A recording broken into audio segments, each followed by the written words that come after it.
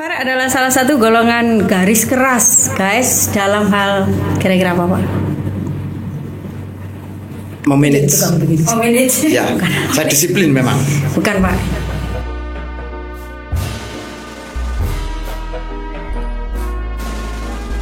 Assalamualaikum warahmatullahi wabarakatuh. Selamat datang di Simba, Siniar Makoba, tempat berbagi inspirasi dan motivasi.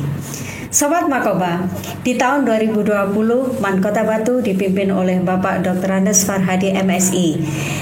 Sejak saat itu banyak perubahan yang signifikan baik di sektor infrastruktur maupun prestasi, baik akademik maupun non-akademik.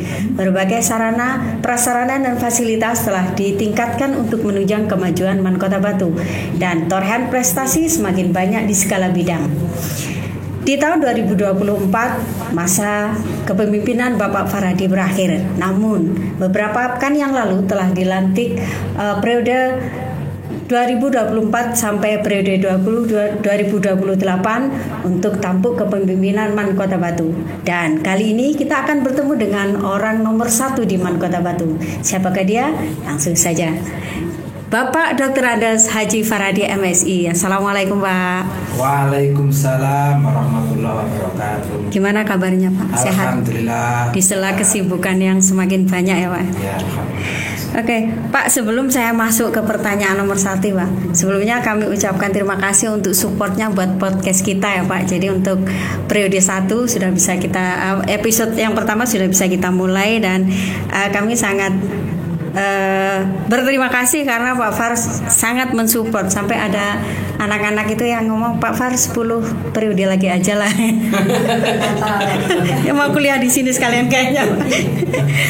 Oke, Pak Far, pertanyaan pertama. Kemarin beberapa pekan yang lalu Pak Far dilantik kembali, Pak, ya, untuk periode kedua jabatan Kepala Madrasah di Man Kota Batu. Perasaannya gimana, Pak? saya bersyukur. Artinya kita masih diberikan kepercayaan untuk memimpin Man Kota Batu di tahap kedua. Karena jarang kepala sekolah itu yang nyampe 2 periode. Alhamdulillah saya diberi amanat yang kedua. Berarti masih dipercaya untuk melanjutkan menjadi pemimpin di Man Kota Batu. Gak ada perasaan kok padahal pengennya di luar Jawa misalnya kayak gitu? Enggak. Alhamdulillah, kerasa berarti, Pak. Faktor 1 kedekatan. Ya. 2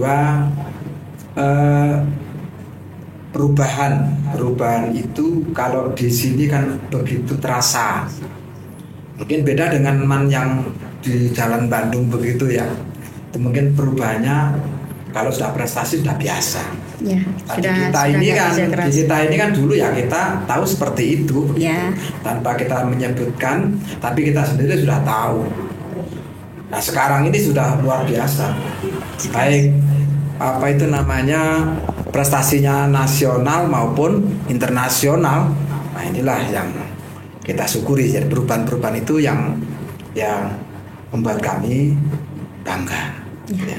Ya, Pak, sebelum ke prestasi ya, Pak, karena kita tahu sendiri prestasinya begitu melonjak, begitu pesat gitu dan sangat mencengangkan kalau menurut kami di sini.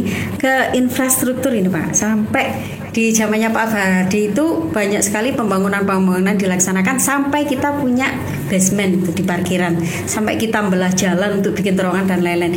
Itu sebenarnya pikirannya Pak Farhadi dulu di awal itu gimana, Pak? Begini. Madrasah ini pertama harus dilihat fisik. Fisiknya itu harus menarik. Sama dengan orang mau nikah. Pertama yang dilihat itu fisiknya dulu. Fisiknya itu menarik atau tidak. Sama dengan madrasah. Harus menarik, kelihatan bagus gitu. Habis itu masuk ke dalam. Terus apa prestasinya begitu. Kalau fisiknya bagus, prestasinya tidak bagus, ini tidak ada sinkronisasi. Nah, jadi ini harus berjalan bersama-sama.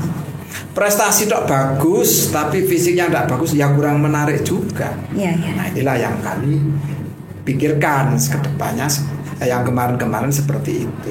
Ya. Alhamdulillah terwujud. Terowongan Mina ya Pak. Terowongan man, nah yang punya terowongan man ya kita Terowongan man. membelah jalan itu ya. Iya. Dan kayaknya di Batu cuman aman ya Pak, punya parkiran basement terus punya terowongan karena menghubungkan gedung satu. Tidak hanya di Batu, mungkin se-Indonesia yang punya terowongan kita itu hanya Man Batu ya kayaknya seperti itu. Sepanjang yang saya tahu. Gitu Iya, ya. subhanallah itu. Dan prestasi Pak, prestasinya begitu pesat. Ini di selama periode pertama prestasi sudah begitu banyak. Untuk periode kedua ini gimana Pak? Keinginan Pak Far untuk prestasi ini apakah lanjut harus dipertahankan saja atau ya sudah mau ditingkatkan, dan barangkali ada Pak yang belum ada demand terus pengennya ada gitu. Jadi prestasi itu yang kita bina itu kan dinamis ya, siswanya itu berganti-ganti. Yang kemarin sudah bagus, berikutnya harus dipertahankan dan ditingkatkan. Yang sudah ada contoh Maires, kita sudah 2 tahun berturut-turut masuk. Dulu mungkin kita hanya dengar cerita, warga Man Kota Batu dengar cerita, oh yang juara sana, juara sana. Nah sekarang yang terdengar cerita itu sudah hadir di Man Kota Batu. Nah opsi, apalagi opsi ya, kemarin kita malah juara 1 se-Indonesia. Juara-juara yang lain tahun kemarin ada PON. Nah kita mungkin madrasah yang ikut, yang masuk ke PON itu tidak banyak. Nah inilah yang kita syukuri. Nah periode kedua ya tentu masih banyak yang harus kita perjuangkan. Contoh Olimpiade ini perlu ditingkatkan terus. Nah jadi tidak hanya sebatas juara tingkat provinsi ya, ke nasional lah kalau begitu. Terus lagi ini siswa yang masuk ke perguruan tinggi, orientasi orang memasukkan sekolah di tingkat SMA atau aliyah itu kan bagaimana anak-anak ini bisa masuk ke perguruan tinggi gitu ya. Ya sekarang keterima itu tidak tanggung-tanggung. Biasanya tiap tahun naik 10. Nah tahun kemarin naik berapa? Naik 100. Nah itulah bukan naik kalau 100 itu ya. Lebih 100%. Ya itulah yang ini semua tentu kerjasama dari semua warga Man Kota Batu. Apalah arti Farhadi tanpa didukung oleh semua warga Man Kota Batu. Tepuk tangan guys. Belum golden ticketnya juga ya Pak? Ya, dari prestasi-prestasi itu tentu berdampak pada ini kualitas siswa. Yang diterima golden ticket saja sudah berapa anak-anak? UIN ada 5, UM ada 7, Ya. UNESA, UNER juga ada. Nah inilah, cuma yang UNER kemarin karena sesuatu hal ada kendala sakit ya akhirnya tidak bisa hadir. Tapi insya Allah semoga tahun-tahun yang akan datang bisa ini luas, perguruan tinggi bisa lebih luas yang terjangkau untuk siswa Man Kota Batu. Amin. Luar negeri. Luar negeri juga ada ya? Ya, Luar negeri ya juga ada ini. 8 itu negara mana aja Pak? Amerika, Australia, Timur Tengah. Timur Tengah juga ada kemarin. Ada Timur Tengah kemarin itu. Oke Pak Far, ya untuk prestasinya subhanallah ya, mungkin insya Allah di periode kedua akan lebih meningkat, mudah-mudahan lebih luas jangkauan anak-anak ketika melanjutkan ke perguruan tinggi. Pak Farhadi jadi kepala sekolah sejak tahun 2010. Sejak 2010. 2010, oke. Sekian lama jadi kepala madrasah Pak. Kira-kira yang paling menantang ketika jadi kepala madrasah apa Pak? Semuanya menantang. Semuanya menantang karena semua butuh maju. Begitu Pak ya. Jadi kita jadi kepala sekolah itu bukan enak-enak duduk di kursi tanda tangan, tidak. Saya itu hampir jarang duduk mulai pertama. Tantangannya luar biasa. Mulai pertama diangkat jadi kepala sekolah, ini amanat yang harus ini tugas yang harus dilaksanakan dengan baik. Tantangannya banyak. Sehingga sekali lagi kepala sekolah itu bukan jabatan enak-enak bagi saya, karena harus maju terus berprestasi. Nah, baik semuanya lah, semua segala bidang. Dan Pak Farhadi merasa ketika menjadi kepala di sini atau manajemen Batu itu selalu meninggalkan jejak bagus dan prestasi setelah dipegang Pak Far gitu ya? Ya, sepertinya begitu. Alhamdulillah, sepertinya begitu ya. Jadi bertangan dingin nih kepala madrasah. Oke, selanjutnya Pak. Sebagai kepala madrasah tadi yang tantangannya banyak banget itu termasuk kan Pak Far harus memanage sekian anak buah ya Pak. Ya. Ada guru, ada pegawai macam-macam gitu. Nah, kira-kira untuk opini Pak Far tentang guru-guru yang ada di Man Kota Batu itu gimana? Guru-guru di Man Kota Batu itu dinamikanya kan sangat tinggi.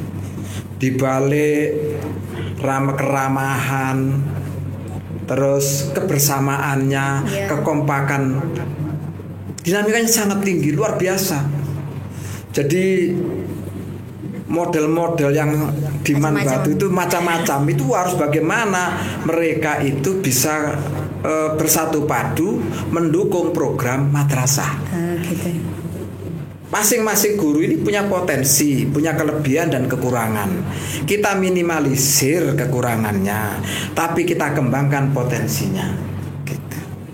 Sehingga alhamdulillah wujudnya ya ini. Kemudian Pak Far sebelumnya kan jadi guru juga lama ya Pak ya? Lama. Ya. Nah, ini untuk kategori Pak Far yang ngajarnya sudah lama itu pasti mengalami ini tahu banget perubahan siswa dulu kayak apa, siswa sekarang kayak apa gitu. Sehingga menurut Bapak siswa sekarang itu kan beda banget ya Pak kayak dulu. Beda. Itu ngajar yang paling tepat untuk anak-anak sekarang itu gimana Pak? Kita memang dalam dunia mengajar, dunia pendidikan itu harus menyesuaikan dengan perkembangan zaman. Dulu zaman tidak ada HP, ya kan? Ya. Ya sudah kita nulisnya pakai tulis, pakai kapur. Tapi sekarang ini dengan peralatan yang begitu canggih ya kita harus mengikuti. Tapi sekali lagi ada satu benang yang bisa ditarik, bahwa mengajar itu harus sungguh-sungguh agar menghasilkan siswa yang bagus dan berprestasi. Sungguh-sungguh, jangan dibuat mainan.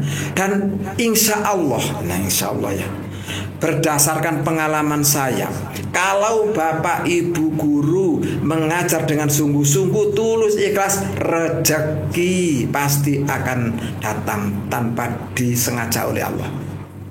Min haitsu la yahtasib itu. Nah, itulah akan datang. Oleh Allah akan dibalas. Tidak nunggu di akhirat, di dunia pun sudah diberikan oleh Allah. Berarti sebagai guru itu harus ikhlas dari hati ya Pak? Dari hati. Oke. Yang tips yang sangat berguna sekali bagi kami. Kemudian Pak, siswa di Man Batu jelas beda dengan siswa zaman beras murah dulu ya Pak. Betul. Menurut Bapak siswa-siswa kita sekarang ini ya gimana Pak?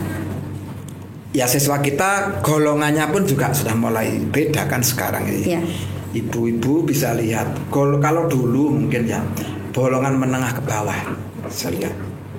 Nah sekarang ini golongan menengah ke atas itu banyak. Tentu juga beda cara menghadapinya. Contoh saja di Ma'had, kalau dikasih makan yang seperti di era pesantren yang dulu sego liwet ditaruh di nampan, saya kira tidak mau kalau sekarang. Ya, tidak mau kalau sekarang. Harus menunya seperti apa? Terus memenuhi ini kesehatan, gizi, standar gizi. Nah, kalau tidak komplain sekarang ini. Nah, oleh karenanya dengan modal seperti ini kita pun harus juga bisa melayani dengan baik. Sesuai anak sekarang. Sesuai dengan kondisi anak sekarang. Nggak bisa sekarang disamakan dulu, nggak bisa. Terutama ini Pak, karakter ya. Kalau dulu kan kayaknya meskipun metodenya nggak secanggih sekarang itu, tapi karakter siswa itu benar-benar kebentuk. Nah anak sekarang agak kesulitan karena mereka ada gadget, ada segala macam yang kemudian memberi pengaruh lebih besar. Ini untuk Pak Far, ini menurut Pak Far gimana? Bapak Ibu, sekali lagi gadget ini di samping alat kemajuan, tetapi juga sebagai tantangan. Karena dengan gadget banyak hal-hal selain positif tadi, yang negatifnya juga banyak. Karena coba kita lihat, misalkan tentang pengajian, kita dengarkan pengajian enak-enak, ternyata ada iklan yang negatif. Ya. Nah, tentu anak seusia remaja dengan iklan itu akan cari di mana sumbernya iklan. Nah, itulah tantangannya. Nah, ini harus selalu. Tetapi ini tidak bisa dihindari begitu. Tidak bisa dihindari karena sudah zamannya. Oleh karenanya, ya kita bersama-sama terus ini memantau perkembangan anak. Nah, memeriksa dan lain sebagainya gitu. Pak Far ini tercatat hobinya ngasih makan kuda ya Pak? Catur, main catur, kemudian tenis meja dan bertani. Kalau dilihat dari dua hobi sebelumnya, kayaknya bertani ini hobi yang beda Pak. Karena kalau yang dua sebelumnya mungkin butuh biaya, kalau yang ini mungkin tidak hanya butuh biaya tapi juga menghasilkan gitu Pak. Nah, gimana tentang hobi ini Pak? Saya itu kan berasal dari desa yang mayoritas penduduknya dari mata pencariannya dari pertanian. Ya. Pada waktu itu bahkan saya tidak punya cita-cita menjadi guru. Cita-cita saya menjadi orang sukses lewat pertanian. Dilewatnya lewat pertanian. Memang pada waktu saya usia SMA begitu, pertanian masih menjanjikan, sangat-sangat menjanjikan. Sehingga saya di sana sudah tekun. Saking tekunnya ya. Saya pada waktu SMA kelas 3 itu sudah mungkin dikatakan juragan begitu ya. Kelas 3 itu sudah punya karyawan tetap begitu. Jadi pada waktu saya sekolah, di sekolah itu sudah punya pikiran memanage orang kerja begitu ya. Jadi nggak cuma bisa bertani tapi juga sudah punya karyawan itu sejak SMA Pak? Sejak SMA kelas 3. Subhanallah. Ya. Mantap. Sangat inspiratif ini. Ya. Jadi sekolah Bisnismen. biasanya orang yang sambil kerja itu kan udah kuliah gitu Pak ya. Ya, enggak, saya mulai SMA, SMA sudah jadi juragan guys. Oke, Pak Farna, sampai sekarang Pak ya, karena masih. Ini soalnya kita kan sering kecipratan ya panenan. Lemon kayak gitu-gitu. Kemudian berarti ini Pak Far masih ada sawah yang digarap gitu kan ya. Tetap menjadi juragan kayak gitu loh. Ada sawah tapi tidak banyak ya, kurang lebih paling 2 hektar lah. 2 hektar guys, nggak banyak. Ya, 1 tapi 2 hektar. Wah. Kamu tahu kan 2 hektar itu seberapa? Dan kemudian kayaknya Pak ada bisnis lain nih sebenarnya. Ya ada. Cukanya Pak. Ada juga apel, ada investasi juga ada gitu ya. Investasi, juga apel, pertanian, dan tugas utama adalah sebagai kepala madrasah di bidang akademik. Yang perlu dipahami, saya itu alhamdulillah tugas utama kepala sekolah itu hampir istilahnya tetap fokus. Nah, gitu ya. Nggak pernah misalkan, saya tiba-tiba meninggalkan kantor ngurusi sawah. Enggak ngurus. Enggak pernah itu. Enggak pernah. Ini berarti waktunya paling banyak tersita di sini madrasah. Karena tugas utama sekolahan mulai jam 7 sampai setengah 4. Ya sudah itu di kantor. Ya, paling banyak dihabiskan di sekolahan. Padahal Pak, penghasilannya lebih banyak yang mana Pak? Barokahnya. Barokahnya itu lebih terasa di mana? Jadi mungkin begini, karena saya ngurus madrasah sungguh-sungguh ini, barokahnya ke yang lain-lain gitu loh. Jadi mungkin saja kalau saya di sekolah ini saya tinggali kemana-mana, bisa jadi bisnis di luar itu tidak barokah. Oh gitu ya. Nah, itu yang keyakinan saya seperti itu.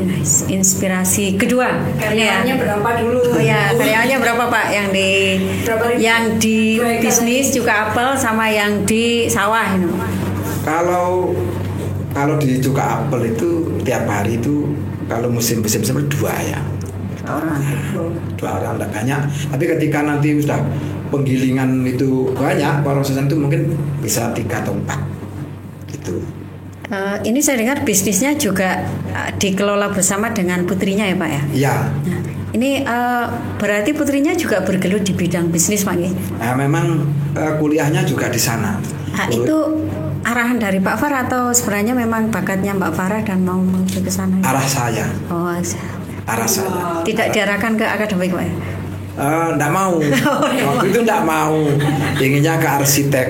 Tapi kalau arsitek nanti kan itu kan anak ragil ya. Iya. Kalau arsitek nanti tempat kerjanya jauh ya, nanti kan ya sudah biar ngurusi bisnisnya saya sih aja. Iya.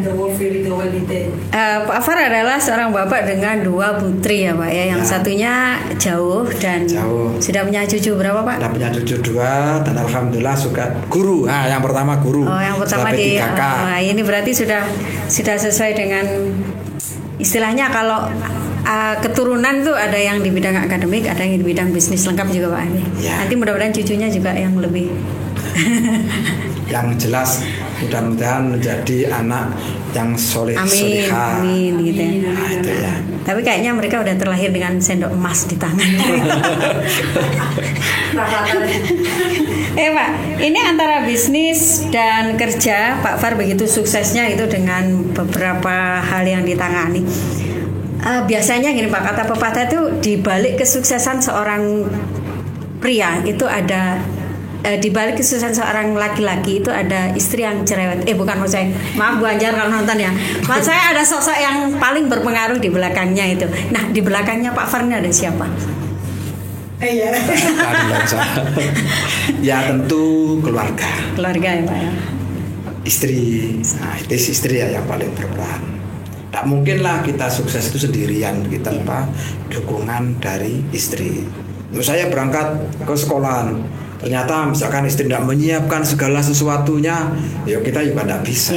Itu harus diakui bahwa peran istri luar biasa. Istri dan anak. Istri dan sama-sama anak. Gitu ya. Sekarang kayaknya tambah cucu. Ya. Pak Far kayaknya sering kangen cucunya terus bingung gimana caranya menghabiskan waktu gitu.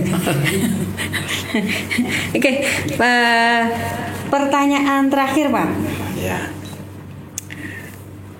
Kalau misalnya Bapak disuruh milih itu misalnya di antara bisnis yang sawah yang ini, selain akademik ya, kalau akademik saya yakin itu adalah keharusan yang nggak punya pilihan itu. Kira-kira Pak Far lebih cenderung yang mana ini antara bisnis sama sawah ini? Atau dua-duanya Pak ya? Dua-duanya. Nggak bisa dipisahkan karena saling menunjang itu. Dan keuntungannya sebenarnya lebih banyak yang mana Pak?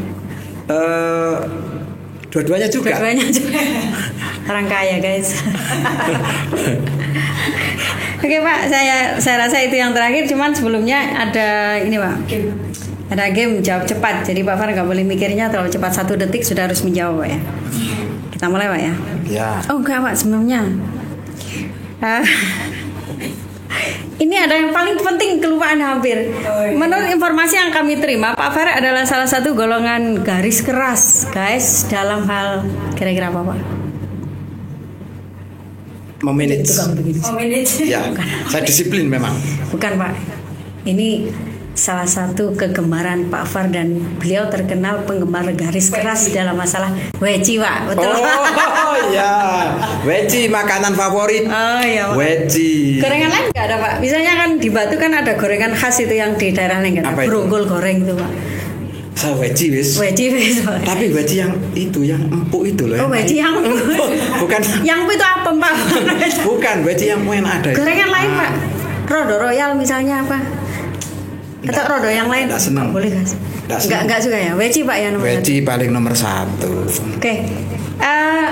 Guys, tadi ada yang bawa weci kayaknya. Mana? Dan disiapkan Bu Indah. Wecinya. Di mana Bu? Disiapkan dibawa ke sini. Weci. Bener nggak ini? Weci. Bener nggak ini? Pak Far ini. Sebelum ada Kayaknya kuis masuk grup Peci, Pak. Pecinta Weci. Peci. Grup Peci. Peci Gaker. Wecinya ada. Pecinta Weci garis keras. Oh.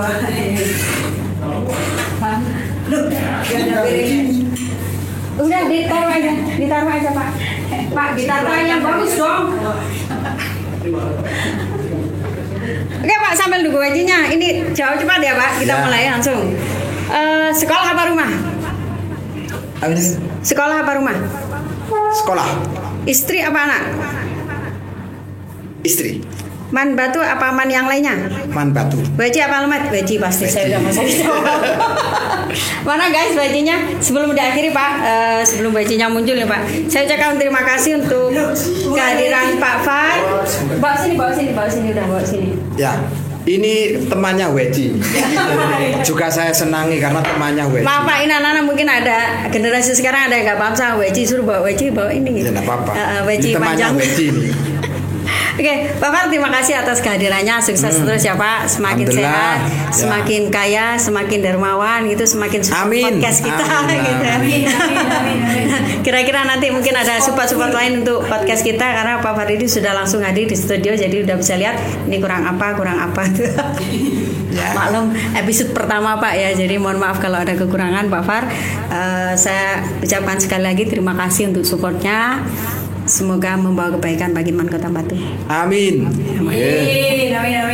Oke Sobat Makoba, inilah tadi episode pertama Simba Siniar Makoba. Sampai ketemu di episode kedua dalam inspirasi dan motivasi yang mungkin lebih akan membawa kita pada karya besar.